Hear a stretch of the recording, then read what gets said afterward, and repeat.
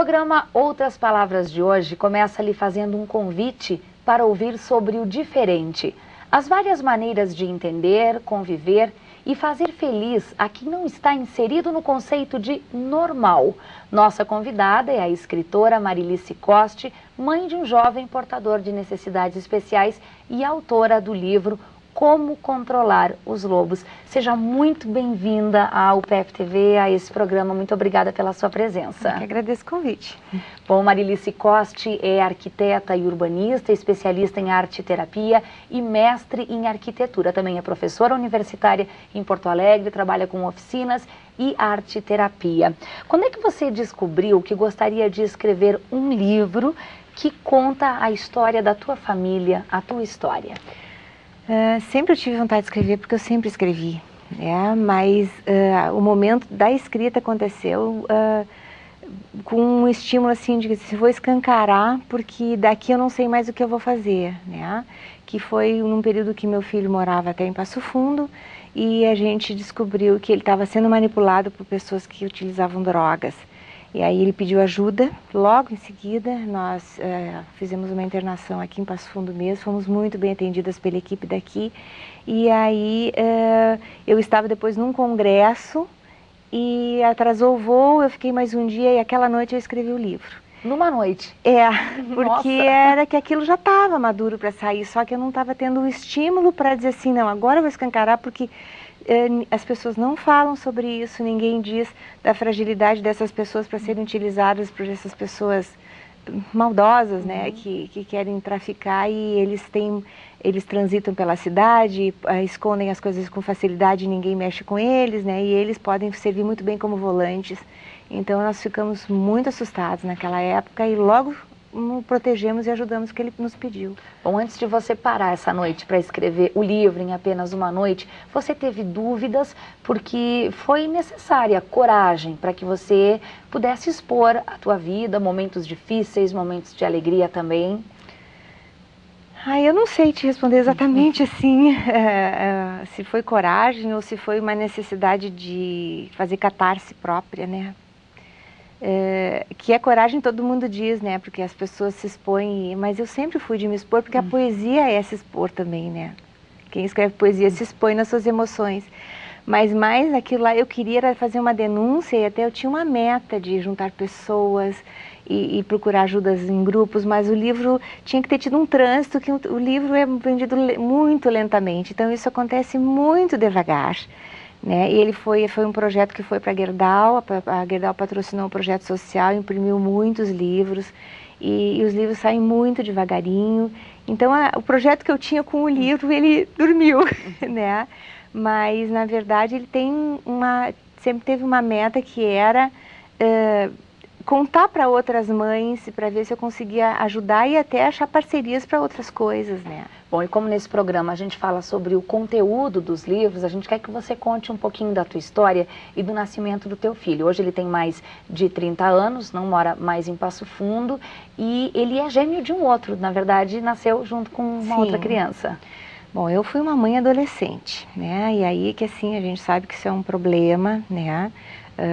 Eu já até me propus assim a conversar com adolescentes sobre isso, porque a gente está vendo que as adolescentes continuam fantasiando gravidezes, mesmo com todos os problemas que estão aí, né, tá na televisão, todo mundo mostrando, elas continuam fantasiando, né, como se aquilo fosse uma solução, quando é uma criação demais, uma responsabilidade de um problema.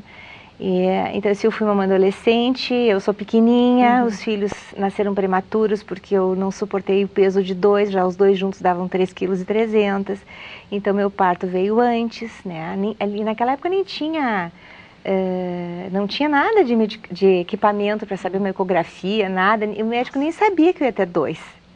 Eu fiquei sabendo na hora que eu fui para o hospital. Você também não sabia que estava grávida de 2. Nem eu sabia. Então assim, fui muito bem atendida. No parto, eles nasceram de parto normal. Dentro das condições que existiam na época. Sim, mas mesmo assim, foi um parto normal, tá? Não precisei induzir parto, foi como se eu fosse ter um filho normal e nasceram 2. Então, nasceu um, esperei mais um pouquinho, daí 20 minutos nasceu o outro, quer dizer, o parto continuou, né? Mas eles nasceram prematuros, os equipamentos que tem agora não tinha naquela época. O diretor do Hospital Fêmea daquela época proibia a visita das mães no berçário porque a gente contaminaria os filhos. Então eu fui afastada dos meus bebês durante quase um mês porque eu ia lá olhá-los e só podia olhar através do vidro.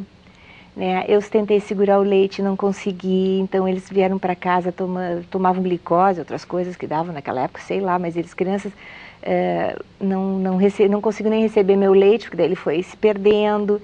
Então assim, aquilo que eu vejo agora das mães que têm prematuro, que ficam com eles e ficam aconchegando, só podem ainda ficar bem essas crianças, né? Porque mesmo com as condições que a gente teve, né, a gente não sabe se foi uma lesão no berçário, se foi genético, se foi...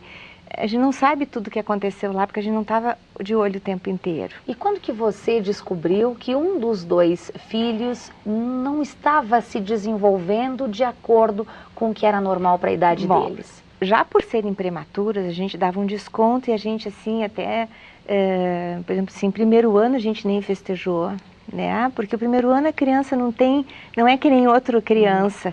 Então a gente até sofre comparando com os filhos dos outros que estão com 1 ano, né? Eles começaram a caminhar com 1 ano e 10 meses, mas sempre um deles, esse que é do relato do livro, ele sempre tinha um atraso em função do outro de 2, 3 meses para sentar, 2, 3 meses para falar, mais do que a diferença da prematuridade. Mas com a minha mãe, que fundou a PAI, a minha mãe sempre enxergou, mas eu ficava furiosa, porque eu não aceitava que ela dissesse que meu filho tinha problemas. Que era coisa de avó, que estava botando coisa na cabeça. Então assim, nem coisa de avó, porque as avós botam coisa na cabeça porque tem experiência de vida, a gente tem que acreditar um pouco mais nas mães da gente, né? Mas eu levei um tempo grande para acreditar que ele precisava de ajuda. E foi uma outra tia que se envolveu e falou para mim que precisava. E aí nós fomos fazer uma avaliação em Porto Alegre, na clínica do Dr. Nilo Fischner. Isso ele tinha quantos anos 3 na aninhos. época? 3 aninhos. Aí ele foi atendido por uma fono durante muitos anos, que foi minha grande amiga, que foi quem fundou a Faculdade de Fonologia em Porto Alegre. Foi Alda Rodrigues Leite, que faleceu há 1 ano atrás.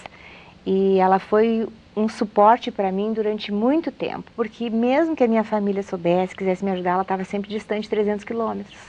E o teu filho chegou a frequentar a escola regular por alguns anos? Como é que foi esse período? Que foi assim, ele foi sendo atendido para ter estímulos, para se desenvolver um pouco mais durante uns 4, 5 anos.